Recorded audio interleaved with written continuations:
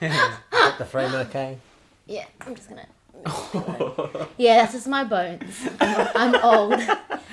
Why are you laughing? Wait, are you older than me? How old are you?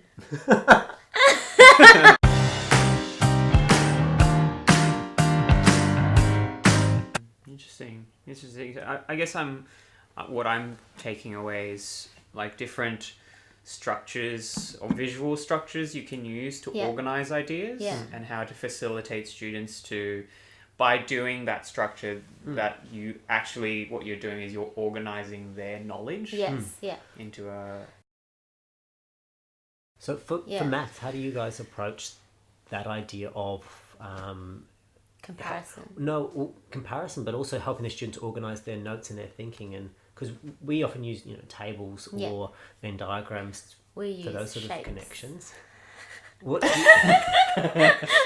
from my own memory of doing maths in high school, it's like all I remember is having 2 columns to every page, and that was the only structure or approach I had to my note taking for maths.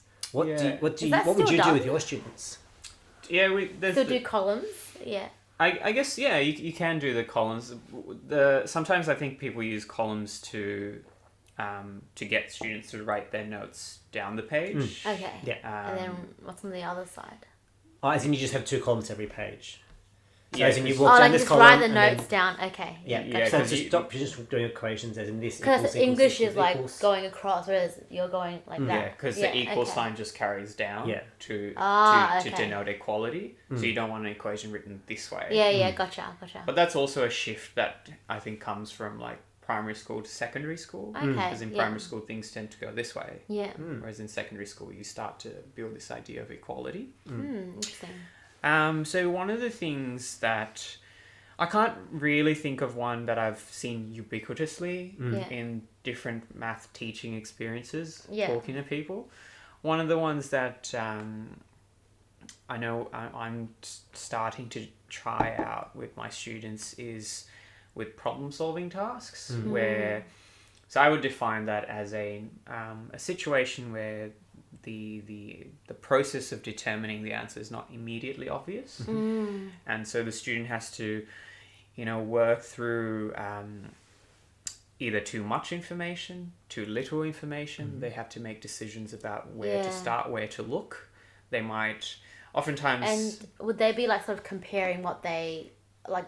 Would they be comparing in their heads what's the best approach to use in a sense? Yeah, or even determining like what information is more important. Yeah. And so that's the notion of problem solving space. Yeah. The idea that you don't actually know, but you need to work out what it is. Yeah. I think a lot of students have this idea that successful mathematics looks like start, finish, and a line that goes that way. Yeah.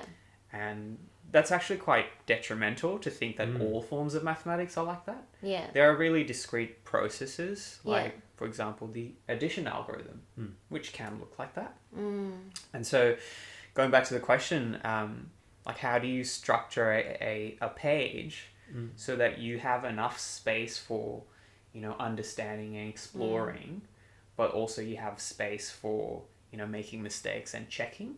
Yeah, that's interesting. Yeah, because it's one of the challenges is that it looks different for every student. Like, students will approach that in different ways. And so as a starting point, I've used space, dividing space up into like an understand section, a planning section, a doing section, and a checking section.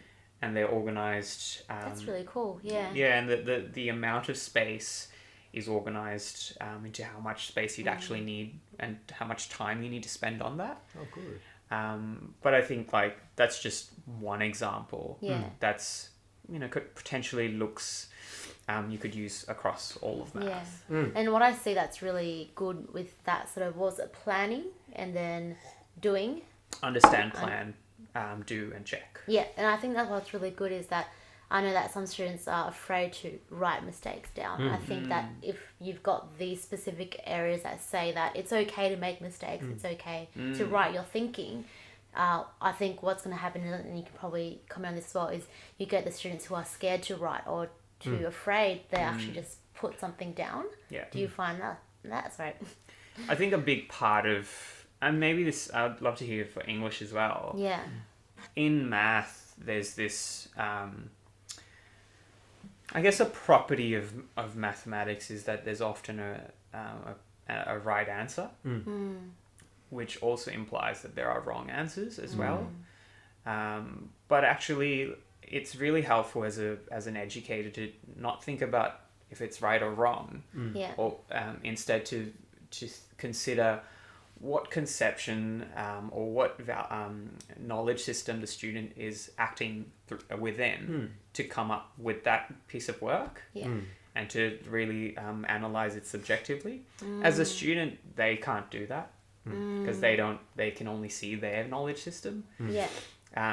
But I think that's a norming process. Well, it's really hard to see sometimes it's hard to see how you think and how you how you present information, that you need someone else to show you something a different way for you to go, oh, I get that now, or you don't, or to evaluate why you don't even get it. Yeah, and say going back to like English, for example, with the comparative stuff. Say I'm a student in your class, and I've really put in a lot of time and effort into reading the text. But what I'm producing is just not matching. Not matching like the effort I'm putting in. And let's just say you as a teacher have like, well, actually, let's make that a question. Like, how do you determine, what the real barrier to that student is? Because if they're doing all the right things in terms of the time and effort, but this process of comparison, which is a metacognitive thing. Actually, I was just going to say that because it's also a cognitive ability.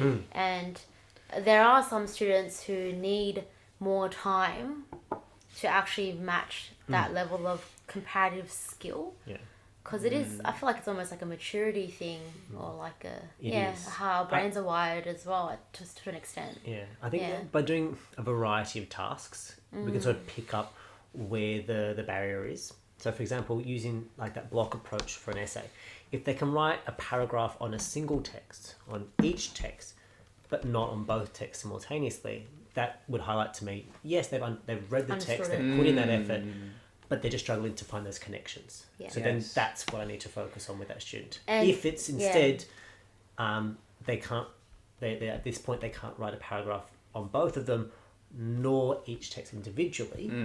Okay, that's more about the understanding of each text, or the ability to select information to put into that response. That's how I sort of can help.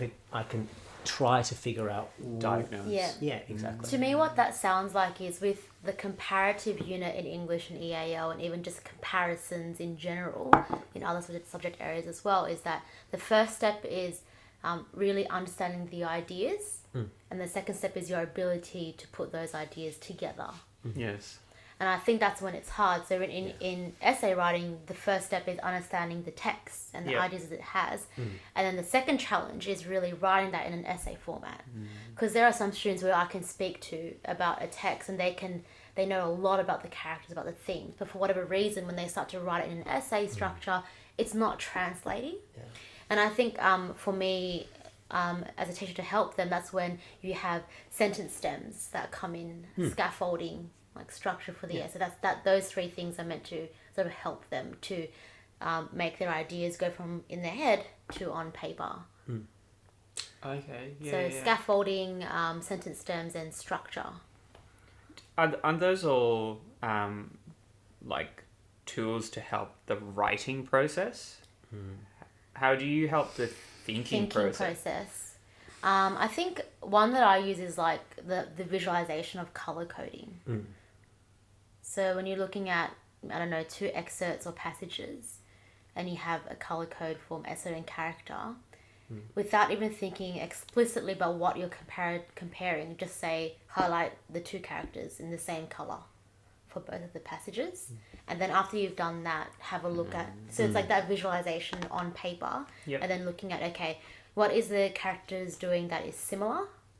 Like, are they both struggling for something? What are they struggling for? So it's a lot of, like, I think visualization, coding, and scaffolding. I often do that with with themes as well. So, for example, for my Year 12 pairing, in my book as well, which is a model that annotation to the kids, beliefs in the text are highlighted in green, power, in discussions of power or independence, those kind of things in blue.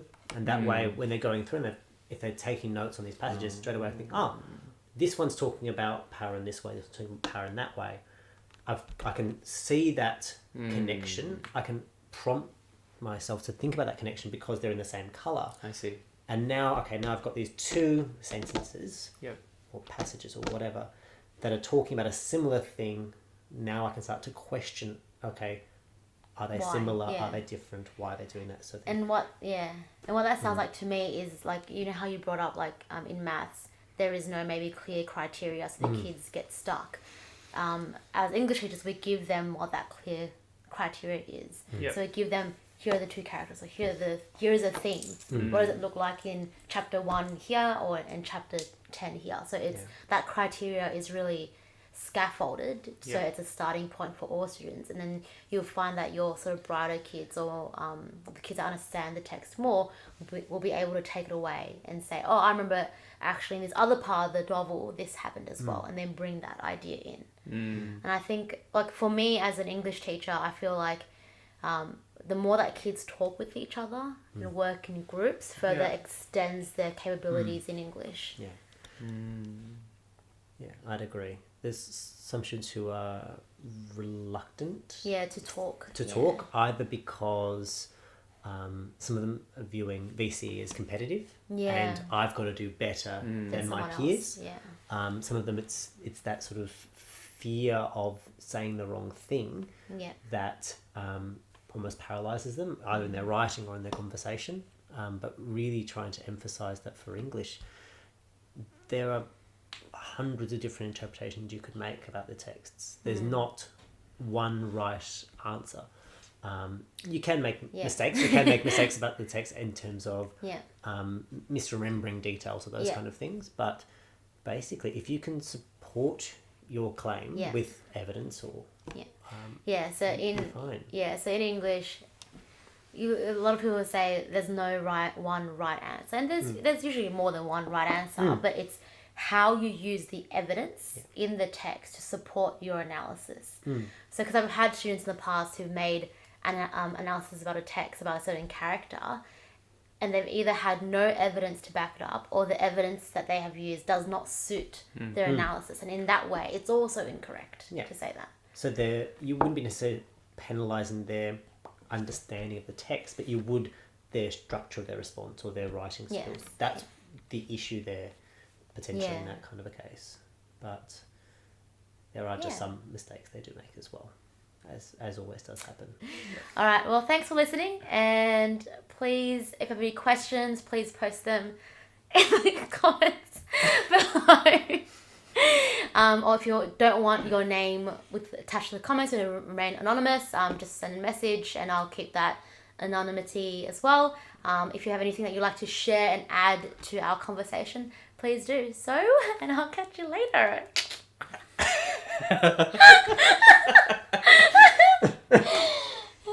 It's very Angelina way to finish. Oh my God. I can't help it. That's funny.